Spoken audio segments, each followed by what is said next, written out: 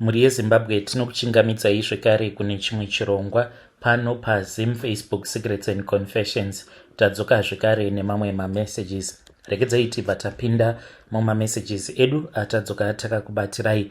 Message yedu yekutanga yakamira sekudai so: hanzi makadi zvenyu mukoma, ndinokumbirawo kuti muge muchindiposterawo nyaya yangu makavikawo chitupa changu. Ininiwo ndiri mudzimai uye zvekare kubva ndichiri musikana wechidiki ndaingonzi namama vangu iri rine hutsinye, ende zvechokwadi ndine hutsinye. Handidi kuona umwe munhu achifara, kunyange murume wangu kana ndikamuona achifara ndinotosarudza kutoti ndinge ndichitotanga noise pamba so that tinge tichingogara takatsamwisana chete. But mukoma ndakazozvinyanya, even though ndiine hutsinye, but zvandakaita mukoma I know kuti I was being heartless. Ndakazototanga kutochema mushure mekunge ndazviita. Iniwo ndakarasa mwana wemurume wangu, ndakamukandira nepabhaukoni akabva achizokuvara, akazofa after 4 months. Ainge aremara ava kugara muwheelchair. Mushure mekunge ashaika ndo pandakabva ndachizotanga kuona chipoko chake.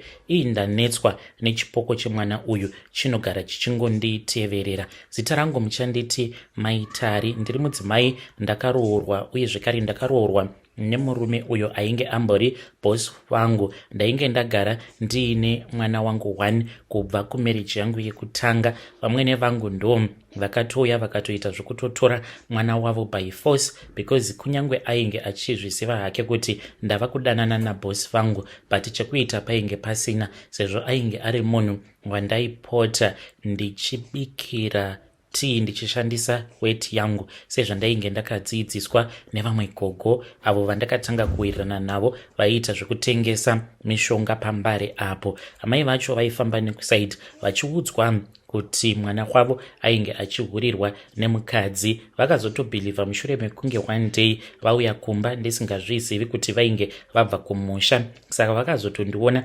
ndakatopaka pagedhi ndiina bosi vangu, vakatimirira kusvika tichizonokisana, ndokubva vauya vakanoka vakatanga kupopota. Verini ndakangoburuka ndikati, imi mai mundikwanire. Ndokubva ndatopinda mumba.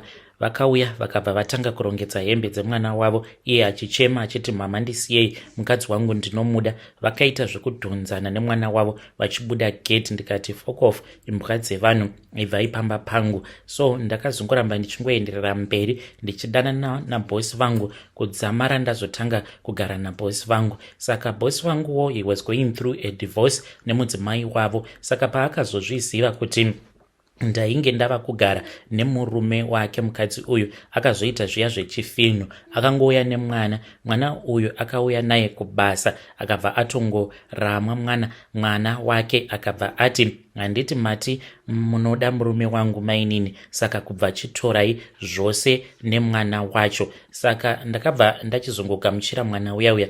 Pekutanga ndainge ndisina kana basa nazvo, ndaitomufarira mwana uyu, asi kuburikidza netreatment yandainge ndichipiwa naamai vake ndo yakazokonzeresa kuti ndinge ndichizomukanda nepabhaukoni. Ipapo tainge tava kusagara kumba kwatainge tichigara, because mukadzi wacho aingoita zvaainge achinzwa kuda. Aingokaruka asvika obva atotanga kutorova dhoo kana kungotema mahwindo nematombo. Hameno kuti takagadzirisa mahwindo kangani, achingouya achingoposhera chete matombo. Takazoenda tikatanga kugara kune imwe apartment iyi yainge iine balcony. So nerimwe zuva mwana uyu akangondibhowa.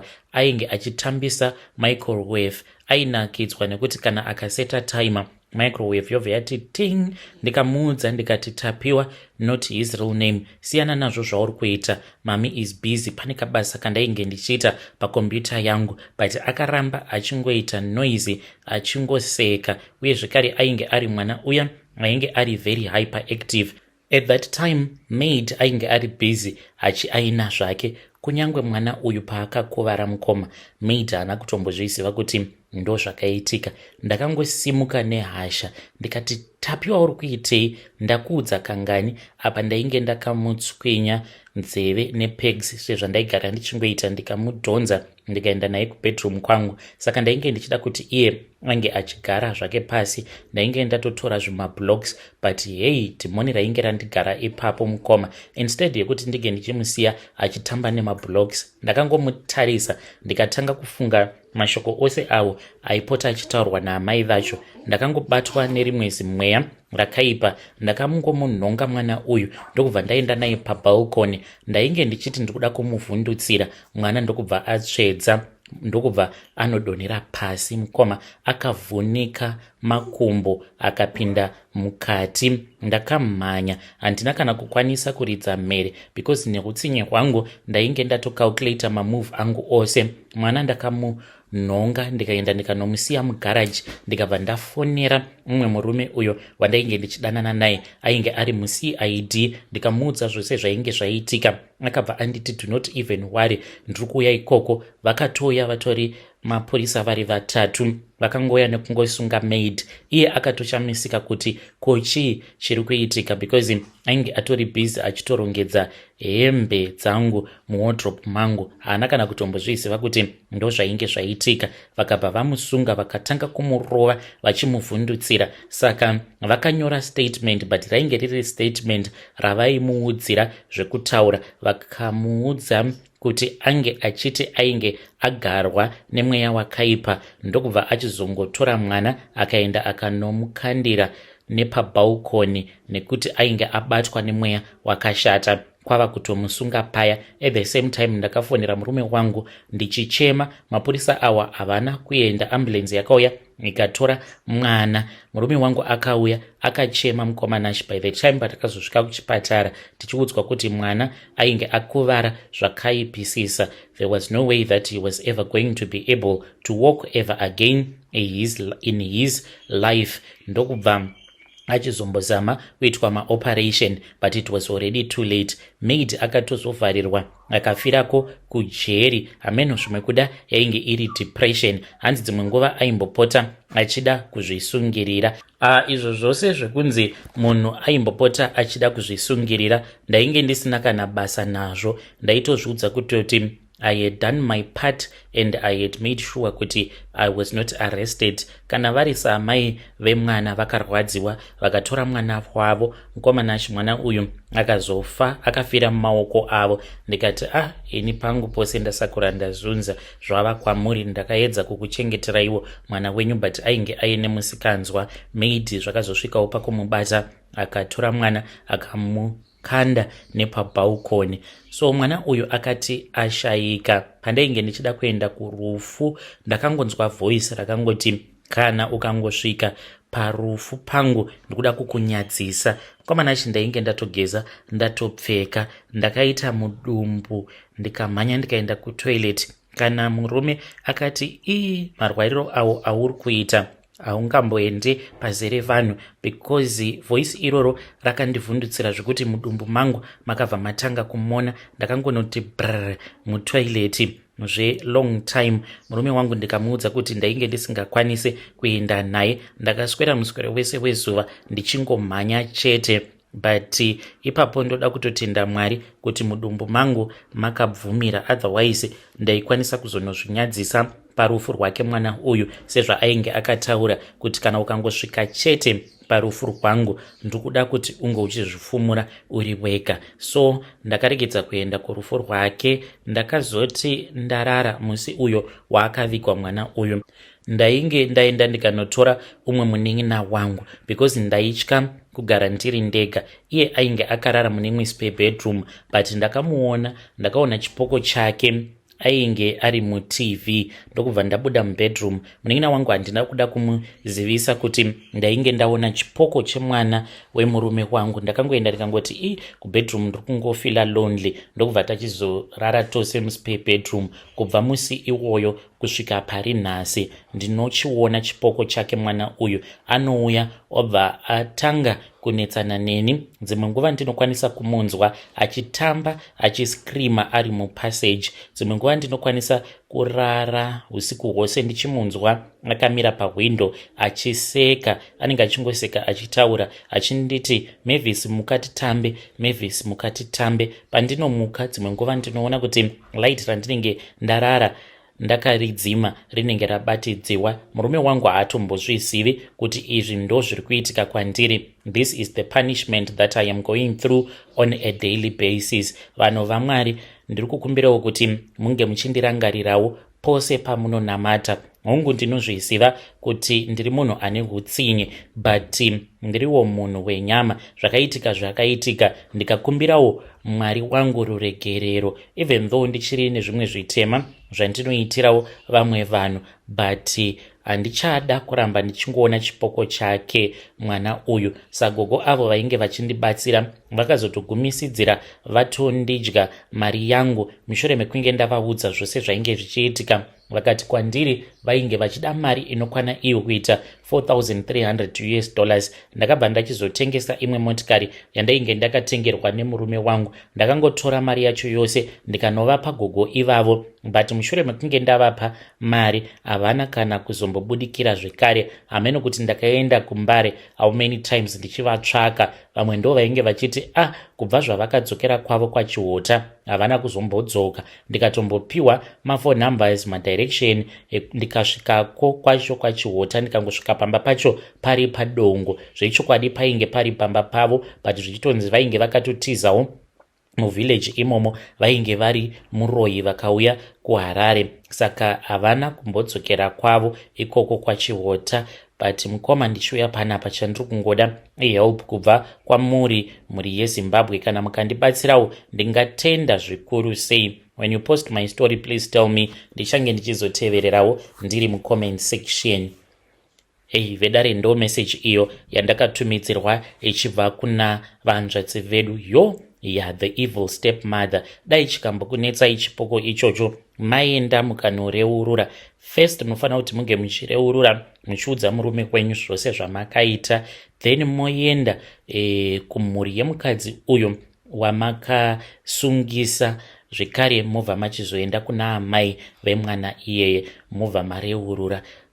Zvinorwadza zvakaitwa naHaidhi, asi ngatitaurei naye Haidhi uyu mucomment section. Hanzi ndiriwo munhu wenyama. Hongu ndiri munhu ane hutsinye, but ndiri munhu wenyama. Enzwaiwo confession iri pano. Hanzi hello mukoma, ininiwo ndinogara kunoku kuHammanskraal.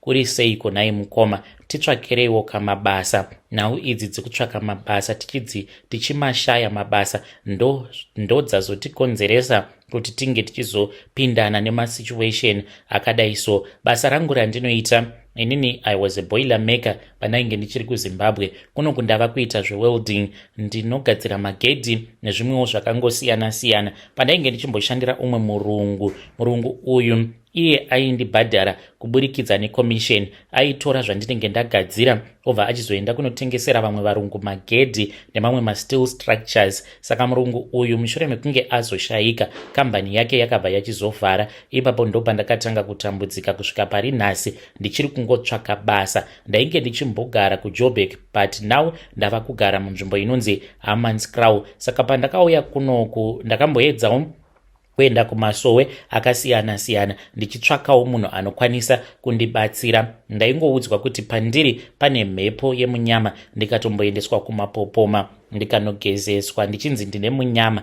Kudzamara ndichizosangana neumwe muNigerian uyu akanditi ndinge ndichitenga cape. Ndakabva ndachizoenda kuMr Price ndikanotenga cape yeblack. Akanditi heti iyoyo yauchatenga uri kufanira kuti unge uchizoenda kunoisiya kumakuva. Ndakaita saizvozvo ndikaenda ndikanoisiya pamusoro peguva. Hanzi kunenge kuri kutora mweya wemufi uyo wandichazoshandidzana naye kuti ndinge ndichizoita mari. But pandakatanga kuromba mukoma ndaitoita up and down ndichienda kuPretoria because muNigerian uyu ane chishopu chake kuPretoria ndichitotambisa mari. Akandiudza kuti zvinhu izvi hazvitombodi ropa zvachose, but now uchinzwai zvaari kutaura. Akanditi pauri kuuya unoda kuti unge uchitenga bhuku. Ndakabva ndachizotenga counter bhuku iro randakaenda naro kuPretoria. Akanditi ndige ndichinyora mazita ehama dzangu dzose. Ipapo ndainge ndisati ndaziva kuti zvinhu zvandainge ndichiita zvainge zviri zveropa mukati. Ndakangonyora mazita aya uye ndapedza kunyora mazita akanditi chinyora mazita evakadzi avo vauchada kuzodanana navo muupenyu hwako. Saka ndakanyora mazita evakadzi avo vandinotarisira kuti ndige ndichizodanana navo 10. Saka ndinofanira kuti ndinge ndichizovatsvaka, like kana kuri kunzi ndakanyora zita rekuti Memory, ndinofanira kuti ndinge ndichizotsvaka mukadzi anonzi Memory ndodanana naye, kunenge kuri kutozadzikisa mhiko. Kana ndakanyora rimwe zita zvimwe kuda rekuti Patience, ndotsvaka mukadzi ane zita rekuti Peshi ndodanana naye, ndokunenge kuri kuzadzikisa mhiko. But zvose izvi ndichizviita handina kana kumboudzwa kuti ndainge ndichinyorerei mazita evanhu vose vandainge ndichinyora, uye zvekare nevakadzi ava ndakanyora. Handina kunge ndakaziviswa kuti kudanana kwandinenge ndichazoita navo ndinenge ndichizotovachekeresa muurombwa hwangu. Mushure mekunge ndanyora mazita ose iwawo, ndakanzi bhuku iroro ndinofanira kunorisiya kumakuva. Ndakaenda ndikanorisiya kumakuva ndikazodzoka naro. Saka muNigerian uyu akandinyorera message.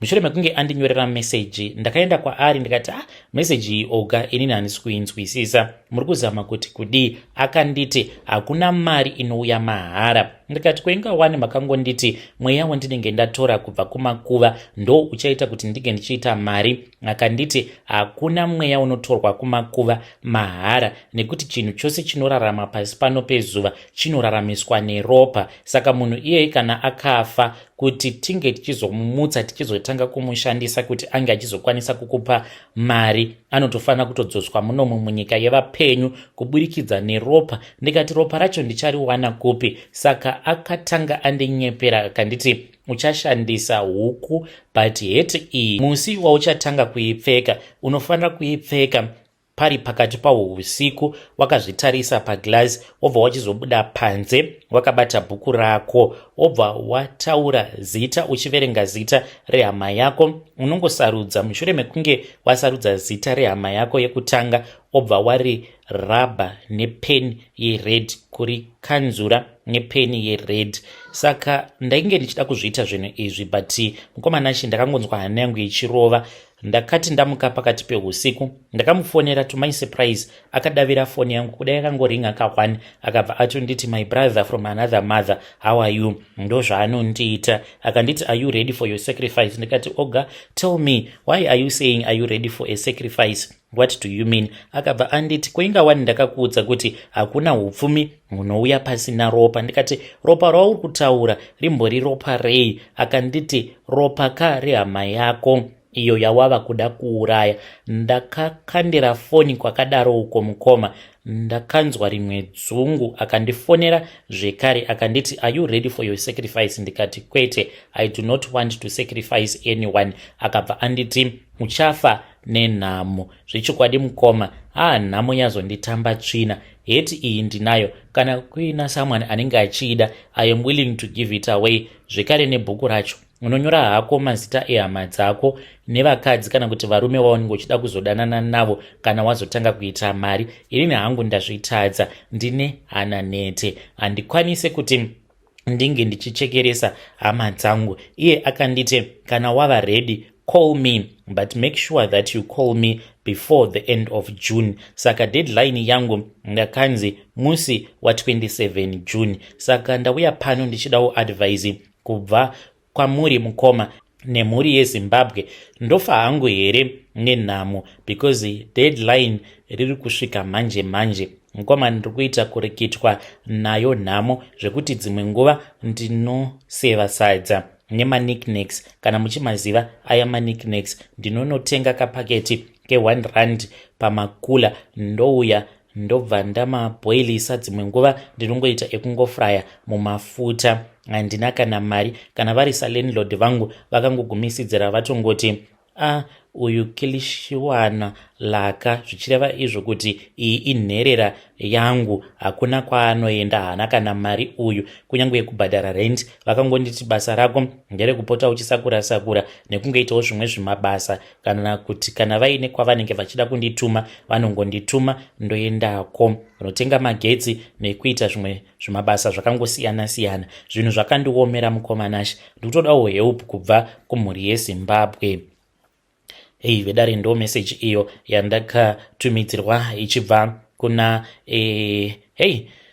mukoma vedu avo. Ngatizamei kuti tinge tichitaura navo mukoma vedu mucomment section. Strange things indeed they do happen in this world. Hanzi kutambura zvekuti landlord akagumisidzira ava kuti uyu munhu inherera yangu, musiyei akadaro. Kana mari yekubhadhara rent haangambofi akaiwana. Saka hanzi mari ndinayo mumba, cape iyoyo yandakatenga, uye zvekare nebhuku rine mazita andakanyora hama dzangu. Hanzi ndinazvo zvinhu izvi mumba mangu, ndo pane upfumi hwangu, asi ndiri kutya kusacrifice marelatives angu. Hanzi yambiro yangu kwamuri muri yeZimbabwe ndeyekuti hakuna upfumi hunouya kwauri mahara. Upfumi hwose hunouya kwauri hunenge uri upfumi hweropa, kana kuri kunzi ukazviita uchishandisa mishonga. Let us try to speak with him in the comment section. Yay!